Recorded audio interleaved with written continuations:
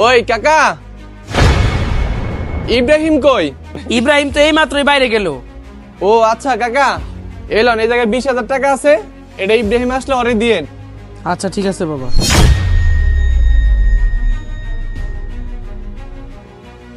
Hello Shahin ভাই, সবুজ ভাই তো আজকে 20,000 টাকা অ্যাডভান্স দেওয়ার কথা ছিল, সে তো এখনো আইলো না। বুঝলাম না সমস্যা কি। আচ্ছা আমি ফোন দিয়ে দেখতাছি। ওর টাকা দেওয়ার কথা আজকে, ও এখনো আইলো না। বুঝলাম না কাহিনী কি। কি রে, এখন আবার কেটা কল দিল?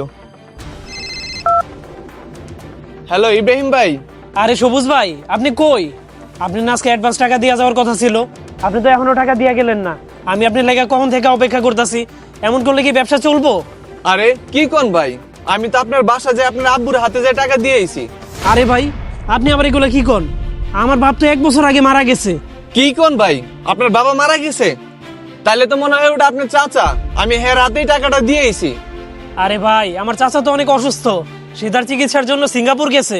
দেখেন ভাই, ফাইজলামি করেন না, আমি টাকাগুলো আপনার বাড়ির কারো হাতেই দিয়েছি। আরে ভাই, আমার বাড়িতে আমি আর আমার বউ ছাড়া কেউই থাকে না। আপনি আমার ভুল করে অন্য কেউ টাকা দিয়ে আনেন নাই তো? দেখেন ভাই, আপনি আমার লোকে ফাইজলামি করেন না, আমি টাকাগুলো আপনার বাড়ির লোকের হাতেই দিয়েছি।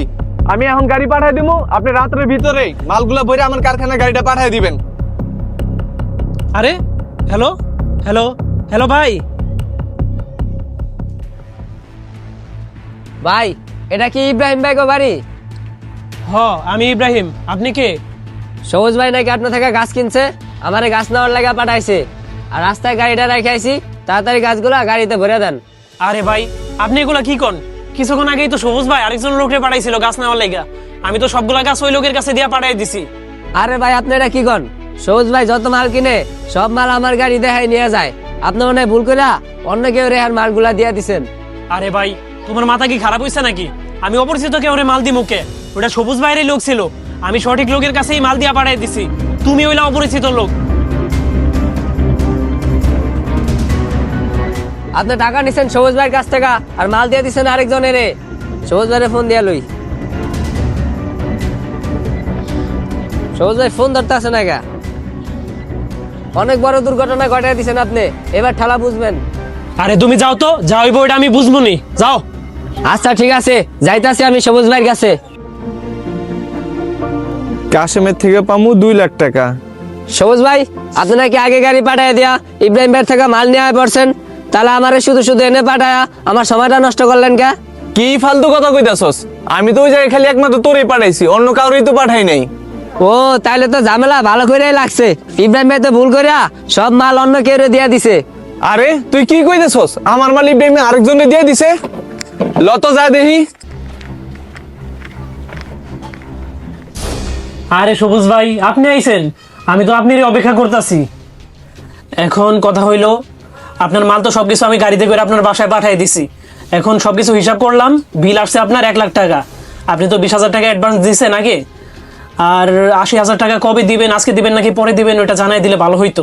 আরে আপনি তো অ্যাডভান্স নিছেন আমার কাছ থেকে, আর মাল দিছেন আরেকজন রে। আপনার তো একটা মালের দানাও আমার কারখানায় যায় পৌঁছায় নাই। আরে সবুজ ভাই, আপনি এগুলো কি কইতাছেন? আমি তো বুঝলাম না। আপনি লোক পাঠাইছেন, ওই লোক আমার কইলো আমি সবুজ ভাইয়ের লোক, এই কারণেই তো আমি সবগুলা মাল তার গাড়িতে লোড করে দিলাম। কে না কে আয়া আপনার থেকে মাল চাইছে, আর আপনি মাল দিয়ে দিছেন। আপনি কি একবার আমার জানাইছিলেন ওই লোকটা কি আমার পরিচিত লোক নাকি অপরিচিত কেউ? আরে ভাই, এটাকে জিজ্ঞাসা করার কি আছে? জিজ্ঞেস করার কি আছে মানে?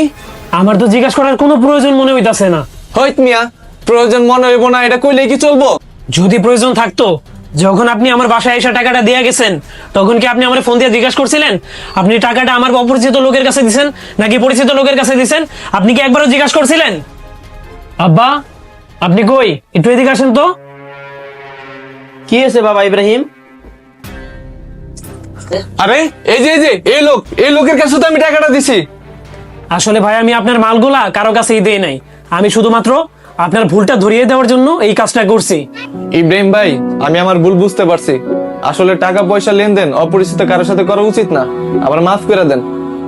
বন্ধুরা, অপরিচিত কারোর সাথে কখনোই লেনদেন করা উচিত নয়, তাহলে আপনি যে কোনো সময় ধরা খেয়ে যেতে পারেন। ভিডিওটি ভালো লাগলে অবশ্যই লাইক কমেন্ট শেয়ার করতে ভুলবেন না।